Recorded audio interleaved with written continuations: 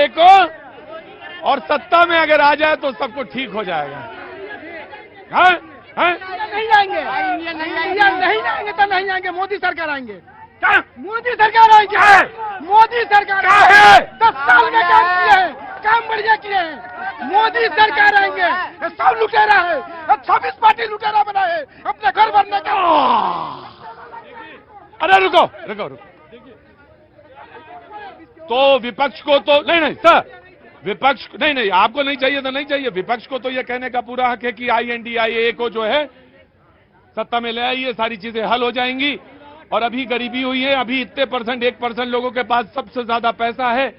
मैं ये जानना चाहूंगा 47 के बाद, रुकिए, बोलने की आदत ना डालिए, अपनी लिखने की आदत डालिए। 47 से अब तक कितने लोगों के पास कितनी फीसदी राशि रही है, कौन कितना अमीर रहा है, इसकी एनालिसिस। और अभी कुछ दिन पहले तो आंकड़े कुछ और कह रहे थे, अंतर्राष्ट्रीय आंकड़े कुछ और कह रहे थे कि गरीबी कब कहां कितनी रही और कितनी कम हुई, कितनी बढ़ी। ऑफ कोर्स मैं रिप्लाई के लिए आपको जवाब दूंगा, 1 सेकंड, इनके बाद देना आपका। प्रतीक जी, इन्होंने अलायंस इंडिया सब कुछ कह दिया, बेरोजगारी कह दी। तो बता दूं, अगर आपके अनुसार बेरोजगारी रेट बढ़ रहा है तो सबसे बड़ा उसमें योगदान घी डालने का काम राजस्थान सरकार कर रही है, जहां सबसे ज्यादा बेरोजगारी है। दूसरी बात, ये कैसे हो सकता है? नहीं दूंगा, आंकड़े इसलिए दूंगा क्योंकि जब ये डबल इंजन पर सरकार पर सवाल खड़ा करते हैं तो जरा अपना इंजन भी देख लीजिए कि कैसे घसीटा आया। देखिए, अभी आंकड़ा दे रहे राजस्थान के कारण पूरे देश में बेरोजगारी हो गई। 2 करोड़ नौकरी देने वाले 9.5 साल बाद बता रहे 7,22,000 नौकरी दे पाए।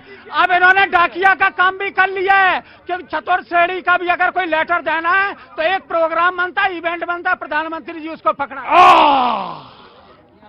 अब तो नौकरियां जो हैं वो कॉन्ट्रैक्ट पर ज्यादा हैं, और वही हैं। यस यस, ऐसा थोड़ी ना आंखें बंद करके आता हूं, कॉन्ट्रैक्ट पे हैं, उसमें सबको। हाँ, पैसा बोलता है हर जगह। क्या बोलता है? पैसा बोलता है हर पैसा? हाँ। कहाँ, मध्य प्रदेश की रहने वाली हैं? महाराष्ट्र हूँ मैं। हाँ, बॉर्डर होगा कहीं आसपास का। अगर ये पैसा होता तो कहाँ की होती, पैसा है तो कहाँ की है? हाँ जी, महाराष्ट्र। जी, मैं आ गया जी, बोलिए। उम्मीद करती हूँ आज अकेली महिला पैनलिस्ट हूँ, आप सब सूरत सम्मान देंगे और मेरी बात मुझे पूरी रखने देंगे। सबसे पहली बात, नहीं आपका सम्मान बताती हूँ मैं। सबसे पहली बात, वेल जो है ना विश्व शिखर पे सबसे ऊपर है। 5वें नंबर पे हमारी इकोनॉमी आ चुकी है, 4थे नंबर पे भारत की मिलिट्री आ चुकी है। मैंने कहा ना आप सम्मान देना नहीं जानते, आपने पहले 10 सेकंड में अपना प्रूफ दे दिया। और आज एक ब्रेकिंग न्यूज देना चाह रही हूँ। जी जी बिल्कुल, स्वागत है। आपसे रिक्वेस्ट है, न्यूज को छोड़िएगा मत, क्योंकि ये सिर्फ आपके चैनल में आ रही है। जी, बिहार में जब बैठे हुए थे लालू जी, राहुल जी, केजरीवाल जी, जब मीटिंग चल रही थी तो मीटिंग के जो बीच में चर्चा हुई थी वो किसी को नहीं पता, वो मेरे को पता है। बता रही हूँ, सुन लीजिए। ठीक है, सुन लीजिए, ब्रेकिंग न्यूज तो सुन लीजिए।